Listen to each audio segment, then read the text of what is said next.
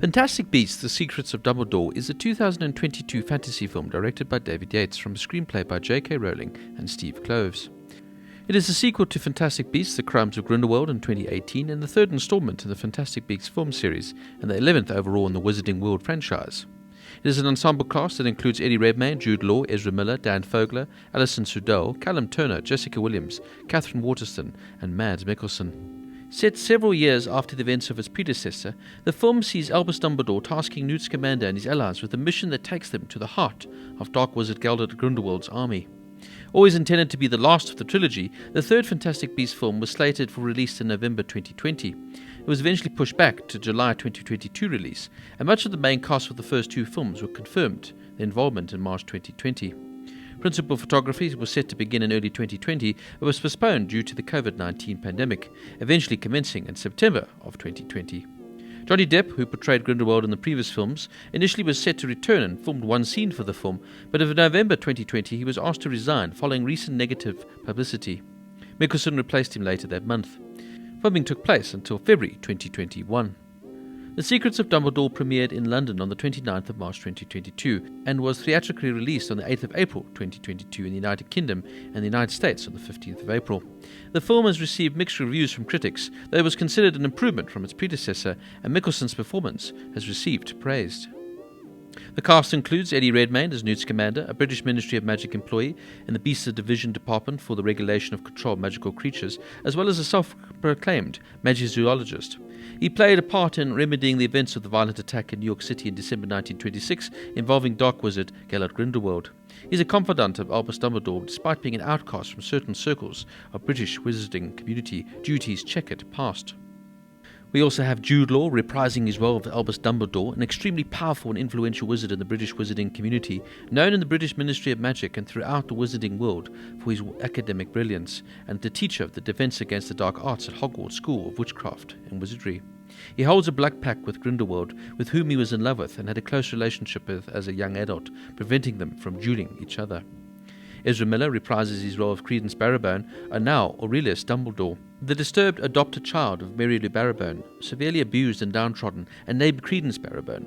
Enraged by people's treatment of him during the incident of 1926, he sets his Obscurus parasite loose on New York City, causing widespread destruction.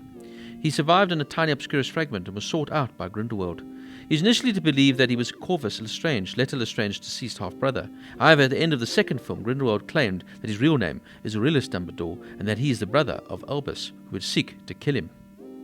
We have Dan Fogler as Jacob Kowalski, an American no-maj veteran of the First World War, owner of a bakery and friend of Newt and lover of Queenie. Alison Sudol reprises her role of Queenie Goldstein, the pretty, vivacious renegade younger sister of Tina, who worked alongside her in the Magical Congress of the United States of America. She is a powerful natural legitimate. After being convinced that Grindelwald will make her dream of marrying Jacob come true, she went rogue and joined his side, eventually banning her lover and her sister. Callum Turner, Theseus Scamander, Newt Scamander's older brother, who is a dedicated and loyal Auror, as well as the head of the Auror office in the British Ministry of Magic. He is famous for his title of war hero and his excellent show of bravery and generosity in the First World War. He constantly tries to tame Newt into more elegance so that he is better accepted in society. He lost his fiancée Letter Lestrange in September 1927 after she sacrificed herself to the Grindelwald rally in Père Lachaise, Paris, to save the Scamander brothers. Then we have Jessica Williams as Professor Laylie Hicks, a respected charms teacher of America's Livermore School of Witchcraft and Wizardry. Mads Mikkelsen now as Gellert Grindelwald, infamous powerful dark wizard who caused mass violence, terror and chaos around the globe, seeking to lead a new wizarding world order based on his strong belief in wizarding superiority. He has a close friendship with Dumbledore as a teenager. Mikkelsen replaces Johnny Depp, who played Grindelwald in the first two films, due to the latter's libel case with the news group Newspapers Limited of his alleged domestic abuse of ex-wife Amber Heard. William Nadleim as Yusuf Karma, a French wizard of Senegalese descent from an old wizarding family and ally of Newt, who previously attempted to kill Credence while falsely believing him to be the former stepfather's son, Corvus Lestrange V. Victoria Yeats as Bunny Broadacre, Newt Scamander's indispensable magizoology assistant. Richard Coyle as Aberforth Dumbledore, Albus Dumbledore's younger brother and owner of the Hogshead Inn. Oliver Moscoso as Anton Vogel, the current supreme head of the International Confederation of Wizards and the Minister of Magic for Germany. And Hebe Birdsall also briefly reprises the role as Ariana Dumbledore from Harry Potter and the Deathly Hallows Part 2 in 2011 as an uncredited appearance seen in a magical painting. Now, in March of 2020, Jude Law, Johnny Depp, Ezra Miller, Alison Sudol, Dan Fogler, Callum Turner, Katherine Waterston, Claudia Kim and Jessica Williams were revealed to be reprising the roles from the previous films alongside Redmayne. Kevin Guthrie, who played Abernethy in the first 2 installments, was set to return but was fired before production began due to his trial and eventual conviction in a sexual assault case. It was announced in November 2020 that Depp would not be reprising the role of Grindelwald after he was asked to resign by Warner Brothers executives due to the negative publicity revolving around the libel case of Depp versus the News Group Newspapers Limited. Depp only shot one scene in London after production began in September 2020, and his contract stipulated that he'd be paid regardless whether the film was completed or not. Depp's salary was reportedly somewhere between $10 million to $16 million. On November 25th, Warner Brothers announced Mads Mikkelsen would replace Depp in the role of Grindelwald. Mikkelsen opted not to emulate Depp's performance, stating in one interview that it would be creative suicide, but acknowledged that there still needed to be some sort of bridge between what came before. Now, I found myself really enjoying this film. Whereas I'd found The Fantastic Beasts, The Crimes of Grindelwald to drag and be a real letdown, I felt this film really bounces back. I love Jude Law as Dumbledore as he brings a sense of calm and strength to this iconic character, one of Rowling's strongest hero characters. Law adds gravitas, and I feel perfectly encapsulates Dumbledore to a T. The new edition of Mads Mikkelsen is far better than Depp, and his portrayal of Grindelwald adds a realism to the character. It's far more menacing, more enigmatic, and frankly more frightening than the over-the-top carnival version that Depp portrayed.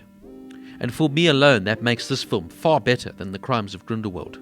It's so important in these films to have a proper antagonist that you can believe in. I loved seeing the scenes between Jude Law's Dumbledore and him play out as they rehash their history as former lovers. I really enjoyed this new twist to their tale. I also love the way the film now is playing more and more into the Harry Potter series, and obviously seeing Hogwarts and hearing that wonderful, magical theme tune from the original series makes one get goosebumps. I would say, though, you have to know the Harry Potter universe very well before watching this. If you don't know the backstories and understand the mythology, this film will be a waste for you. This one is for the fans, and of course, it is no Harry Potter, but it comes as close as we're going to get, and on that basis, I enjoyed it. I found Redmayne recaptured the subtle nuances of Newt much better in this film, as he brings back some of the more likeable qualities that we liked about Newt, particularly in the first film, and he's far better as a supporting actor to Jude Law's lead now role of Dumbledore. I found the Credence story wasn't completely fleshed out and was kind of rushed. Ezra Miller also isn't completely convincing as an actor for me, and so he doesn't really add to the role. I enjoyed the Queenie Jacob storyline, and I always find Dan Fogler quite witty in these films. Although both their characters in this film are far more serious, and it's a much more sadder storyline, which I quite enjoyed. The visuals are good as you would expect, and the story is far better as Rowling reverts back to her source inspiration. How, though, Waterston gets a credit in this role is literally bamboozling to me, as she's in the film for about 30 seconds. I can't even really call it a cameo. She literally is not in this film. And that was a bit disappointing, albeit that she wasn't one of my favourite characters. I'm just not sure why she wasn't in this film at all. The news character of Professor Hicks is okay, and I think she'll have to grow on me a bit more. You definitely feel, though, this is the middle film in what now Rowling has said will be a 5-part film series instead of the original trilogy as planned. And this definitely acts as a film with sequels to follow. Overall, though, I enjoyed this film. It's by no means a Harry Potter film, but it's fun, and I loved the references to the wonderful mythology that Rowling has created. As I said earlier, though, you really have to understand them before you can enjoy this one, as there are plenty of backstories and nuances to the world that J.K. Rowling has created, that if you don't understand it, you just will be watching this film thinking, what is going on? In saying that, though, like I said, as a person that enjoys the series, I really enjoyed this one, and I thought Jude Law is excellent as Dumbledore. Fantastic Beasts, The Secrets of Dumbledore gets a 7.5 out of 10.